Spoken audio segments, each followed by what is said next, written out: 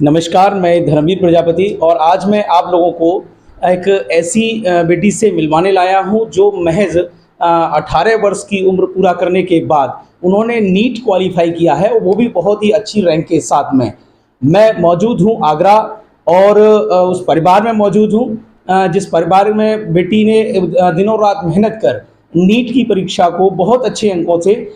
उसे पास किया है और उसके विज़न के बारे में उनसे बात करेंगे और जानेंगे कि उनका जो उन्होंने शिक्षा में इस परीक्षा को आसानी से उसे बनाने का प्रयास किया है, वो किस प्रकार उनका मेहनत रही है। बहुत बहुत बधाई देता हूं आपको, आपने नीट क्वालिफाई किया है बहुत अच्छे नंबरों से। Thank you sir.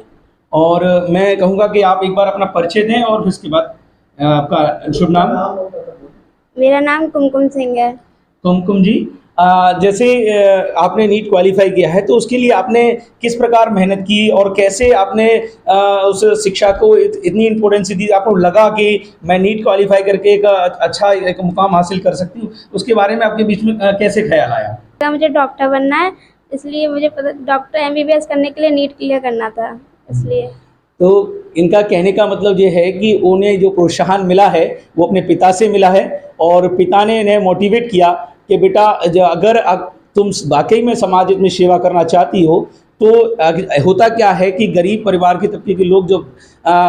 बीमारी लाचारी के कारण या हॉस्पिटल में जाते हैं तो उन्हें बहुत सारी प्रॉब्लम्स को फेस करना होता है। ऐसी स्थिति में बेटी के मन में विचार आया, पिता से प्रेरणा मिली कि मैं अगर डॉक्टर बन जाऊंगी तो हो सकता है कि मैं समाज में कोई किसी काम आ सकूं, तो उसके लिए उन्होंने इस मार्ग को चुना और उस पर वो अपना निरंतर कार्य कर रही हैं। तो मैं आपको बहुत बहुत बधाई देता हूं इसके लिए, आपके विचारों को, आपके पिता के विचारों को भी मैं बहुत बहुत बधाई देता हूं, क्योंकि आपको उनसे जो